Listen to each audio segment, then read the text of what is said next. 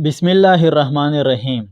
تدفین کے ایک دن بعد یعنی ٹھیک 24 گھنٹے بعد انسان کی آنتوں میں ایسے کیڑوں کا گروہ سرگرم عمل ہو جاتا ہے جو مردے کے پاخانہ کے راستے سے نکلنا شروع ہو جاتے ہیں۔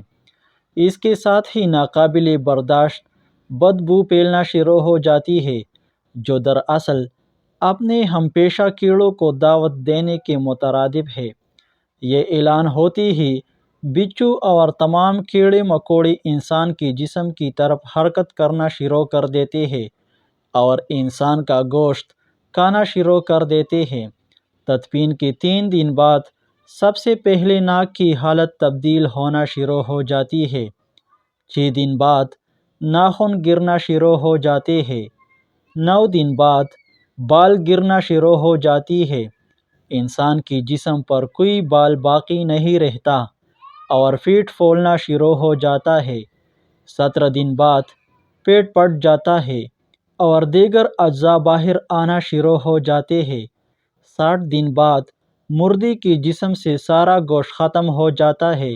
انسان کے جسم پر گوشت کا ایک ٹکڑا بھی باقی نہیں رہتا۔ 90 دن بعد تمام ہڈیاں ایک دوسرے سے جدا ہونا شروع ہو جاتی ہیں۔ 1 سال بعد ہڈیاں بوسیدہ ہو جاتی ہیں اور بالآخر جس انسان کو دفنایا گیا تھا اس کا وجود ختم ہو جاتا ہے اور مٹی میں مل جاتا ہے۔ تو میرے دوستو، غرور، تکبر، حرص، لالچ، گھمنڈ، دشمنی، حسد، بغض، جلن، عزت وقار، نام عہدہ، بادشاہی، یہ سب کہا جاتا ہے، سب کچھ خاک میں مل جاتا ہے۔ انسان کی حیثیت ہی کیا ہے؟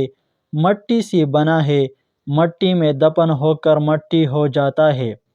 5 یا 6 فٹ کا انسان قبر میں جا کر بے نام و نشان ہو جاتا ہے۔ دنیا میں اکڑ اکڑ کر چلنے والا، اپنے آپ کو طاقتور سمجھنے والا، دوسروں کو حقیر سمجھنے والا، دنیا پر حکومت کرنے والا، قبر میں آتے ہی اس کی حیثیت صرف مٹی رہ جاتی ہے۔ لہٰذا انسان کو اپنے ابدی اور ہمیشہ کی زندگی کو خوبصورت اور پرسکون بنانے کے لیے ہر لمحہ فکر کرنی چاہیے، اللہ تعالیٰ کو یاد کرنا چاہیے، ہر نیک عمل اور عبادات میں اخلاص پیدا کرنا چاہیے اور خاتمہ بالخیر کی دعا کرنی چاہیے۔ اللہ تعالیٰ مجھے اور آپ سب کو عمل کی توفیق عطا فرمائے۔